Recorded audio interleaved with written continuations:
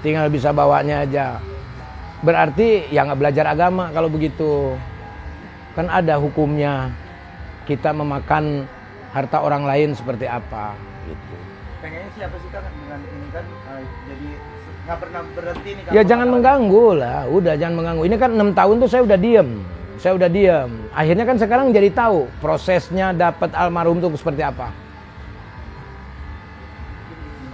Loh, kan saya udah statement di media-media. Prosesnya harus ingat proses dulu tuh gimana. Kecuali gini, sudah bercerai dengan saya, lalu 1 tahun atau berapa tahun baru menikah.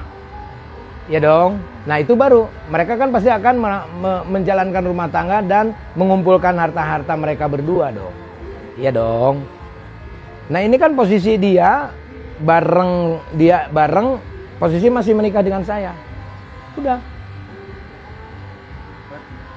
Dan aku balik lagi soal prosedur safety box sendiri seperti apa sih kan? Karena kan aku nggak begitu paham sih soal itu. Mungkin ya saya juga sama lah nggak paham kalau posisi safety box mah harus tanyanya sama bank. Itu. Memang benar Kang, memang asetnya sampai puluhan miliar Kang? Ya nggak tahu lah, intinya miliaran lah gitu. Tapi kan jadinya kan bertanya-tanya ya, ibaratnya kan kemanain tuh duitnya gitu mungkin karena kan ini kan ya nggak tahu ya salah nih, kadang-kadang semua wartawan tuh salah kalau nanyanya ke gua kemanain duitnya, kan yang bawa dia ya kan gitu. Makanya tanya asisten-asistennya, makanya semua wartawan itu tanya dianya, asisten almarhumah, supirnya almarhumah yang selama hidup, bagaimana keadaannya. Masa harus dari mulut saya kan gitu. Saya ngomong juga itu kan hasil dari mereka yang berbicara kepada saya. Bagaimana dia itu. Ini banyak banget orang-orang dekat dianya juga yang mau ngomong speak up gitu loh. Jadi banyak yang lapor ke Kang Sule sendiri ya Kang? Oh iya. Iyalah prosesnya. Kan saya tutup rapat, menutup aibnya almarhumah pada waktu itu selama 6 tahun. Gitu loh.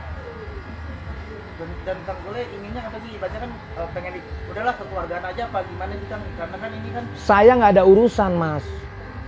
Kan saya bercerai, saya kasih rumah sama Ruko, selebihnya dia punya uang dan dia dititipin uang sama Iki, ya kan? Jadi udah nggak ada urusan sama saya. Kan udah hak anak-anak. Ya. Yang urusan itu adalah uang Iki. Nah itu nanti terserah Iki. Apa Iki pasti akan mau mengambil haknya dong, uang 5 miliar itu. Nah kalau uang itu nggak ada, ya tergantung dari Iki. Apakah itu masuknya penggelapan uang? Bisa dilaporin. Jadi tergantung semuanya tuh tergantung di Iki. Iya, Iki. Tapi udah ada omongan nggak sih Iki dengan Ada, cuma Iki saat ini sibuk, masih sibuk. Ya tunggu aja nanti. Jadi Kan ini juga ada mediasi dulu mas. Mediasi dulu, nanti bagaimana ngobrol sama hakim tuh kan tidak tahu perjalanan historinya seperti apa. Uang yang ada di almarhumah itu uang siapa? Kan itu bukan gono gini. Kalau secara hukum perpisahan pada waktu itu tidak dapat gono gini. Berarti itu nanti ada rencana. Dan udah ada surat wasiat yang dikasih oleh almarhumah bahwa itu sudah disampaikan untuk putri. Putri yang mengelola semua. Urusan nanti Bintang dapat atau tidaknya itu kebijakan dari kakak-kakaknya dan juga hukum.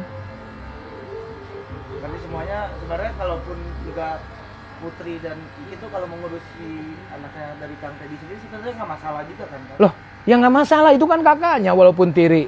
Kita berbicara tentang manusia, bukan berbicara tentang sakitnya hati. Ya, kalau berbicara masalah sakit ya sakit lah. Ya dong, cuman kan sesuatu hal yang terjadi mau gimana lagi. Gitu. Saya mengajarkan anak saya untuk tetap mengasihi siapapun. Sekalipun itu anak tiri yang bapaknya pernah menyakiti ayahnya, ya harus mengurus secara manusia lah.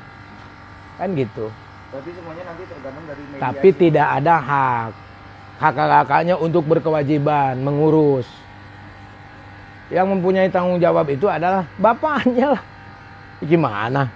Harusnya bapaknya yang menghidupi. Tidak ada gitu. Jangan dibilang putri, netizen pernah bilang putri tidak sayang. Bah, itu tolol semua kalau menurut saya.